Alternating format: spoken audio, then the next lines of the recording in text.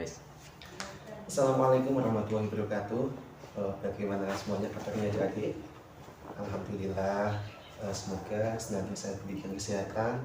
Walaupun dengan keadaan seperti ini, saya harapkan untuk semua adik-adik tetap mematuhi protokol kesehatan, tetap jaga jarak, memakai masker dan selalu cuci tangan. Oke.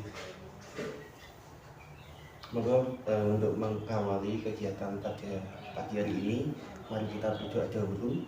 Moga dari adik-adik, kalau ada yang ingin memimpin berdoa, saya silakan. Ya, moga Mas Kiki bisa memimpin berdoa. Oke, selesai. Saya absen dulu ya. Barangkali dari kelas ini ada yang nggak berangkat. Ini nanti saya akan memberikan layanan bimbingan konseling berupa layanan informasi dari kalian semua. Ada yang sudah mengetahui apa itu layanan informasi? Iya, monggo Kak, bisa dijelaskan? Iya, betul sekali. Layanan informasi ini nanti kita akan membahas tentang leadership. Apa itu leadership dan bagaimana karakteristik atau bagaimana sifat-sifat untuk menjadi seorang leadership. Gimana? Semuanya sudah siap? Oke, bagus. Next. Leadership atau kepemimpinan adalah sebuah tindakan nyata dan lebih merupakan hasil dari proses panjang perubahan dan pengembangan karakter atau transformasi internal dalam diri seseorang. Jadi, kepemimpinan adalah sebuah tindakan nyata dari seseorang dari hasil proses panjang untuk bisa menjadi pemimpin yang baik, mengembangkan karakter dan transformasi internal dalam diri seseorang. Pada dasarnya, jiwa kepemimpinan bukanlah sekedar gelar atau jabatan yang diberikan dari luar. Kepemimpinan bukanlah sekedar gelar atau jabatan ya yang diberikan dari orang lain, melainkan sesuatu yang tumbuh dan berkembang dari diri seseorang. Nah, jadi kepemimpinan itu bukan hanya sebatas gelar atau jabatan yang diberikan seorang bos atau seorang karyawan, tetapi jiwa kepemimpinan itu tumbuh dan berkembang dari diri seseorang melalui proses yang panjang. Setiap orang juga mempunyai kapasitas untuk menjadi pemimpin yang berbeda-beda, baik bagi dirinya, keluarganya, atau lingkungan pekerjaannya, maupun bagi lingkungan sosial, bahkan dari negara pengertian dari beberapa tokoh. Yang pertama itu ada Toha. Kepemimpinan adalah aktivitas untuk mempengaruhi perilaku orang lain agar supaya mereka mau diarahkan untuk mencapai tujuan tertentu. Jadi menurut Toha di sini kepemimpinan yaitu aktivitas untuk bisa mempengaruhi perilaku orang lain supaya mereka itu mau diarahkan dan mau dikoordinatori untuk mencapai tujuan tertentu. Nah, pemimpin dalam menentukan gaya pemimpinannya harus mampu menyesuaikan situasi, kondisi, waktu, dan tempat tertentu. Jadi seorang pemimpin yang baik itu mampu menyesuaikan kondisinya, di mana saat anggota-anggotanya lagi down, anggota-anggotanya lagi semangat. Nah, di sini peran seorang pemimpin itu sangat dibutuhkan dalam situasi dan waktu yang tepat. Sifat-sifat seorang leadership ini ada beberapa sifat yang harus kita ketahui untuk menjadi seorang leadership atau kepemimpinan yang baik. Itu ada satu, kompeten. Jadi seorang leadership atau kepemimpinan atau pemimpin yang baik itu harus kompeten atau bisa mengambil keputusan yang tepat. Jadi di mana saat kita memimpin seseorang atau memimpin suatu kelompok atau organisasi, dalam mengambil keputusan yang tepat itu sangat dibutuhkan. Nanti saat kita lagi ada sesuatu yang tertekan, ada sesuatu yang kita tidak diinginkan, jadi peran seorang leadership sangat dibutuhkan untuk mengambil keputusan yang tepat. Lalu yang kedua ada berwawasan ke depan. Jadi kalau bisa bagi seorang pemimpin itu pemikirannya harus satu langkah, dua langkah di depan daripada anggotanya.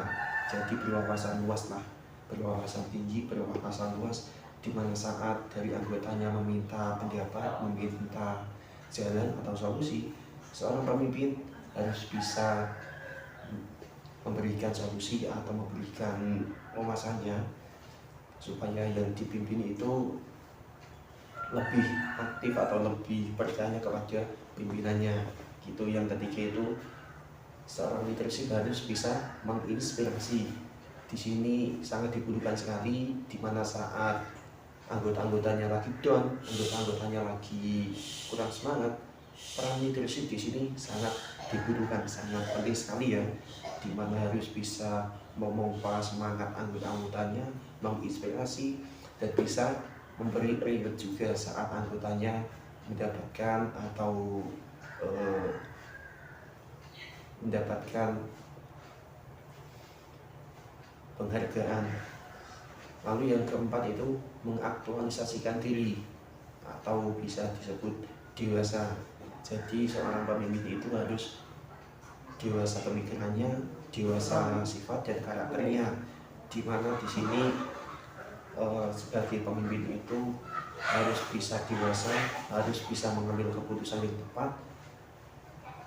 Untuk mengambil keputusan yang tepat itu kita harus mempunyai sifat dewasa. Dan yang terakhir ini ada jujur dan rendah hati. Sebagai seorang leadership atau pemimpin itu harus rendah hati kepada siapapun, entah dari atasan, pimpinan yang lebih di atas darinya, ataupun rendah hati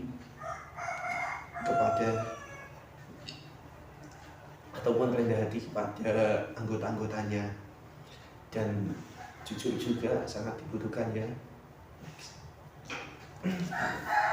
Dan juga ada 5 gaya kepemimpinan yang harus kalian ketahui. Yang pertama itu gaya demokratis. Di sini seorang pemimpin menjadikan seorang anggota tim sebagai bagian untuk mengambil keputusan. Jadi lebih ke musyawarah ya, untuk mengambil keputusan itu baiknya gimana, baiknya mengambil keputusan apa itu diserahkan semuanya itu lebih ke bermusyawarah atau kesepakatan bersama. Lalu yang kedua itu ada autokratis. Gaya autokratis ini seorang pemimpin berkebalikan dengan demokratis tadi, yaitu lebih ke otoriter. Semua keputusan itu ada di tangan sang pemimpinnya. Jadi untuk anggota-anggotanya itu tidak diberikan kesempatan untuk mencurahkan isi dari pemikirannya, isi dari pendapat-pendapatnya, itu kurang diperhatikan oleh sang pemimpin. Jadi untuk yang ketiga itu ada gaya transformasional.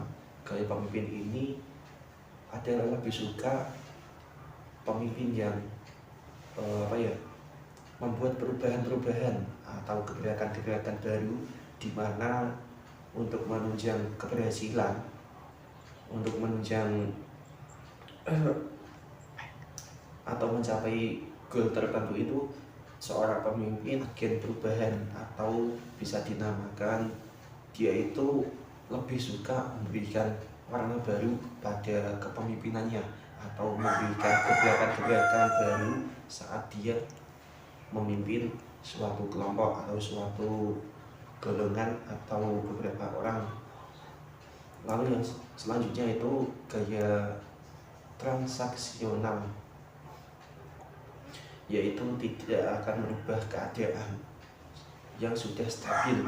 Jadi di sini gaya transaksional itu seorang pemimpin lebih lebih mencari aman lah, di zona nyaman. Apabila sudah stabil, apabila sudah bagus, dia tidak akan merubahnya, tapi dia akan stagnan dan lebih melakukan tugas-tugas sesuai dengan tupoksinya. Jadi untuk yang selanjutnya kelima ini ada gaya laissez faire. Gaya pemimpinan ini akan meminta timnya untuk membantu mencarikan solusi, memimpin organisasi sebagai pemimpinan. Di sini sebagai pemimpin kurang adanya arahan, kurang adanya ketegasan, dan keputusan pasti akan bimbang. Jadi di sini mungkin kurang disenangi untuk anggota-anggotanya itu dari gaya laissez faire. Di sini untuk gaya kepemimpinannya masih nyambang, untuk keputusan, untuk gaya arah-arahan dari seorang pemimpin ini kurang, gitu ya. Next. Jadi bisa disimpulkan atau bisa dilihat dari adik-adik semua, gaya kepemimpinan yang mana yang cocok untuk diterapkan atau yang cocok dari karakter dari adik-adik semua, entah dari gaya otoriter, gaya demokratis, atau transaksional atau yang lain. Bisa di awang-awang sendiri ya. Nanti untuk kalian lebih condong ke gaya pemimpin yang mana. Lanjut, pemimpin yang baik itu bukan dilihat dari bagaimana penampilannya, dari bagaimana sikap-sikap yang mencerminkannya.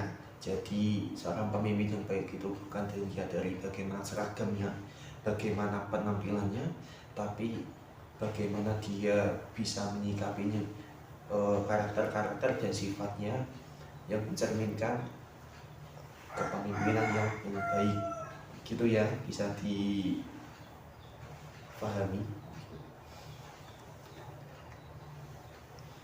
Oke, gimana adik-adik semua sudah paham apa yang saya sampaikan tadi, bagaimana gaya kepemimpinan seseorang? Ada 5 gaya tadi, terus ada sifat-sifatnya, mungkin yang cocok atau mungkin yang sesuai dengan diri kalian. Nanti bisa ditulis dan bisa dievaluasi juga untuk bisa lebih baik ke depannya. Kenapa pagi atau siang hari ini kita membahas tentang leadership atau kepemimpinan? Jadi saya harapkan di sini kalian sudah kelas 9, kalian sudah dewasa, kalian beranjak dewasa. Saat nanti kalian sudah kelas SMA atau sudah lulus SMA, kuliah dan yang lain, kalian bisa memimpin suatu organisasi atau suatu golongan atau orang-orang banyak. Jadi sebelum kalian memimpin orang banyak, kalian harus bisa memimpin diri kalian sendiri, gitu ya. Bagaimana selanjutnya, coba dari adik-adik semua bisa menyimpulkan apa yang kalian tangkap dari penjelasan saya tadi. Mungkin dari mbaknya, monggo bisa menyimpulkan. Ya, bagus. Jadi sudah paham semua ya. Oke, mungkin cukup sekian. Monggo dari adik-adik kalau mau memimpin jalannya doa pada penutupan hari ini, monggo untuk ketua kelas bisa memimpin doanya. Oke, selesai. Terima kasih banyak kepada adik-adik semua. Apabila dari saya ada tutur kata yang kurang berkenan, ada penjelasan yang kurang maksimal, ada penjelasan yang kurang mengena di adik-adik semua, saya minta maaf. Kita lanjut untuk di minggu yang akan datang. Cukup sekian. Wassalamualaikum warahmatullahi wabarakatuh.